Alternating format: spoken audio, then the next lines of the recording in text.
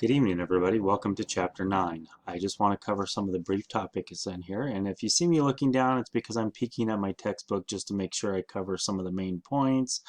That way, you guys get what you need to get for your tests.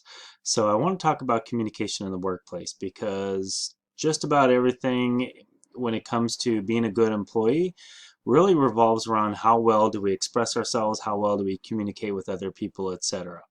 And the book brings up several points as far as when it comes to foul language, when it comes to how we talk to people, how our emotions affect our communication, as well as the good old topic of gossip.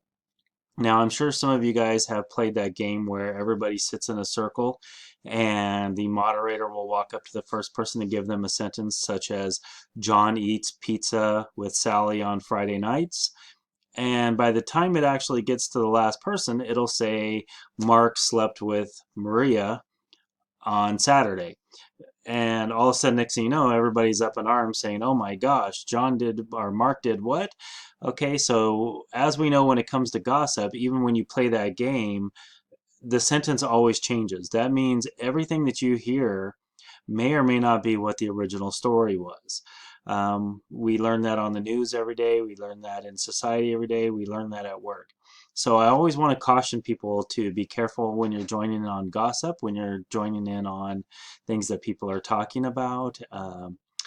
And when it comes to people spreading rumors or information about other people. Um, Always get your facts straight first. Always refuse to join in it. So we call that actually the grapevine, and that no, that's not the road that's between Bakersfield and LA. That where they're getting all the snow right now. That is actually what we consider from one person to the next the line of communication.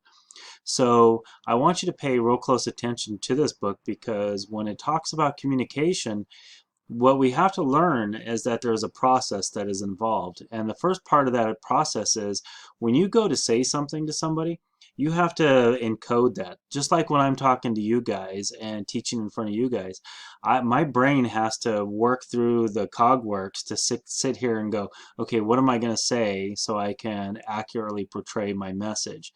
That once we encode that, we actually send that message to somebody else. Now they have to actually receive that message and they have to decode that message. That is always where the challenge comes into play because when something is encoded, it could be decoded completely differently. So, I mean, we get that all the time where, somebody asks you one of those trick questions, like, oh, does this outfit make me look fat? Et cetera, et cetera. Sometimes we go, okay, what's the real question? What are they really asking me? So I want you guys to really pay attention to when you try to say something to somebody, what exactly that, how you're saying it, and not only that, how are they receiving it? And then the book also talks about the factor of noise. Now, when we think of noise, we think of, I used to live over by the airport, so you would hear planes go over all the time, dogs bark in the background, kids screaming, traffic, things like that. That is all actually noise. But there is also another factor in noise in which we don't really always realize, and that's sometimes our internal noise. Like when somebody's talking, are you thinking about what you want to make for dinner that night? Let me see here. What is everybody going to say when you get home? How is the house going to look? How's the traffic going to be? When somebody's talking, or let me ask you this question. When people are talking, are you trying to formulate your answer before they even finish talking? That is also noise. We have a lot of internal noise sometimes that we have to calm in order to communicate properly with people. And the book talks a lot about that. It talks a lot about the process of listening. That sometimes the best way for us to hear things from other people is to allow them to speak and then allow them to finish. And how many times do we find ourselves interrupting other people or even being interrupted by other people and not being able to finish our thoughts or be able to actually hear somebody accurately? So I really want you guys to take some time to read this chapter because communication is one of the biggest factors of being in the employment world, being a professional, and doing a good job. You cannot be successful if you can't learn how to communicate and how to do it properly. So I'm going to check real quick, and oh yeah, two things that we want to make sure you know that could possibly be on your test is there are two different types of communication. We have verbal and we also have nonverbal. So verbal communication is obviously what I'm doing with you right now. I'm talking to you, you can hear me. Um, Nonverbal communication is obviously everything else. And when I usually ask my classes, which one's more important, if you were to assign a percentage out of 100 to verbal and nonverbal, which one would be more important? What percentage would you assign? And usually people will say anywhere from 60-40 to verbal being more important to 80-20, verbal being more important. But a lot of people think verbal communication because that's what we hear and that's what we process. But believe it or not, nonverbal communication can be just as, if not more important than what's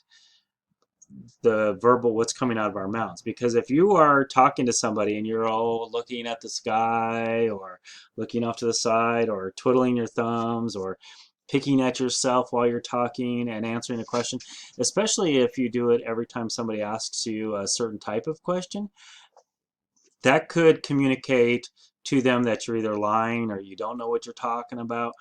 Or what about the person that as you're starting to talk, they start tapping, or they crisscross their legs, or they shift in their chair? You start to think, okay, well, maybe they aren't communicating to me properly or accurately. So remember, nonverbal communication is our body language. That is everything but what's coming out of our mouth. And in a lot of cases, especially your poker players, your um, people and detectives and in the police department that are doing investigations, they will watch your nonverbal communication to see if they think that you're lying or not telling a straight story. So I'm not going to get too much else into this chapter. It talks a lot about business letters and business memos. Um, you can read all that if you want. We're going to talk a little more in the next chapter about written communication and electronic communication. Um, so I'm not going to get into that either. But I also want to remember to talk to you about offensive language, slurs, racial slurs, stereotypes, things like that. You got to be careful in the workplace. I mean, a lot of people, I've been in work situations where a Hispanic person will tell a joke, and human resources went to them and said, what do you think you're doing? You can't be using racially charged jokes at work. And oh, I'm Mexican so I can make a Mexican joke. Well, that's not how it works. Even a potentially offensive names, racial names. I mean, I had two guys that I worked with that would call each other racial names. One was Hispanic, one was Asian. You could probably think of some slurs that they would call each other every once in a while. And then one day, this old lady walked in, and next thing you know, we had a call to corporate saying, "What do you think your people are doing there in the workplace?" There was another situation where a couple of guys were using a racial term within their own culture together. And I walked around the corner and told them, hey guys, can you please not use the N word in our building? We're a professional building. If somebody hears that, we could get in trouble. They tried to turn me in as a racist, and I basically got a call from my boss in human resources later. I explained to them what I did and why I said it. And I really don't care what people do on their own time, but in a professional building, you have to be careful because you could get your company in trouble, even if you are under an understanding with a friend or somebody of a similar culture or race of yours. Um, those all could end up affecting you professionally. It could get your company in trouble. There are some people within certain cultures that are even offended by those things, even if it's somebody from their own culture saying it. So those two guys ended up getting written up, and I ended up not being in trouble because I was actually just making sure that we can maintain a professional atmosphere. Now, I'm all for making jokes and having a good time at work and everything like that, but you just never know who is around the corner. You just never know who may decide to take offense someday.